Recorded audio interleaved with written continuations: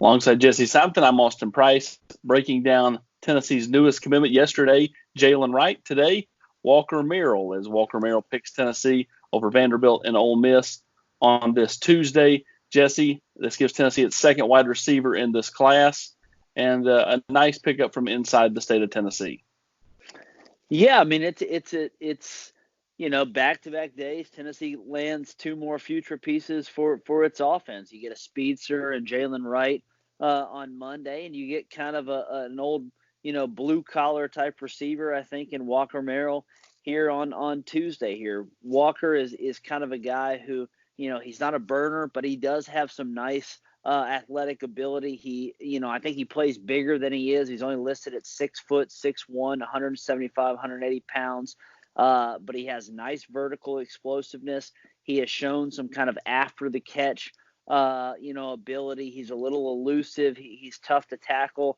I think he's a guy that projects to play both inside and outside. So nice pickup for Tennessee. And I also think, this is going to have some reverberations for what happens, elsewhere in state. Did Walker Merrill kind of take the spot for a guy like Adonai Mitchell or Trey Curry?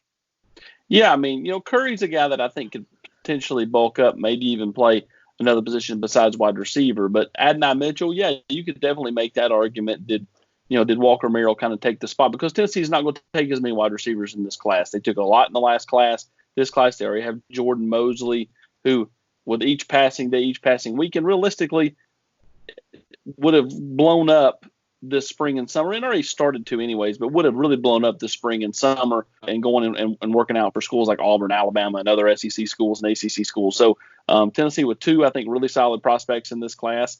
Are they, top 50 players? No. But are they guys that are going to make your program better? Yes.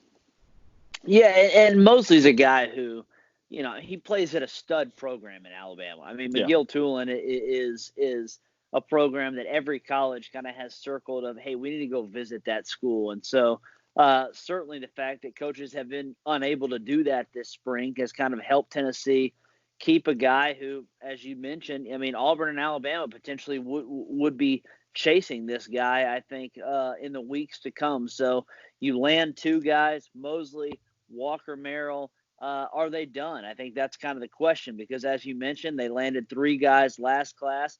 All three of these guys, I think, are hopeful to be in position to at least kind of fight their way into an uncertain wide receiver room in 2020, on campus at Tennessee. Vols are set to lose Josh Palmer, Velus Jones, and Brandon Johnson off this next class. But I think unless they land a Colsey, who recently decommitted from Notre Dame, or maybe, impact playmaker X, a blue chipper, a high-level guy, I think they could be done here.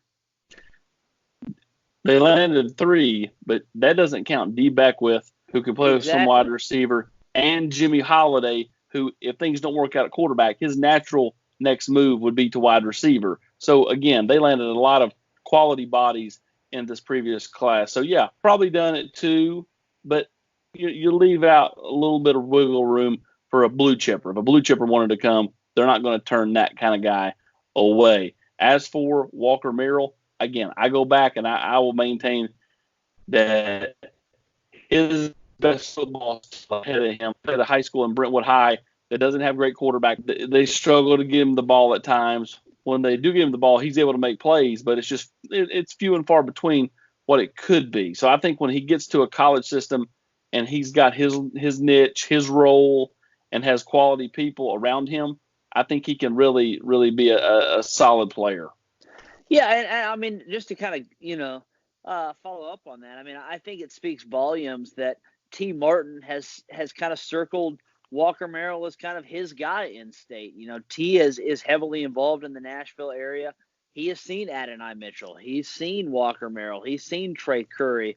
And for him to say, hey, this is the guy that I think best suits us, at Tennessee, I think that speaks volumes. One thing that you can kind of see in Walker Merrill, you mentioned, has suspect quarterback play, but again, the ability to make plays after the catch, I think, is important. But also, he's a willing blocker, and we both know in Jim Chaney's offense, you got to be able to throw, willing to kind of throw your face into the fire there, and he's willing to kind of be more physical than that 180-pound frame that he currently has.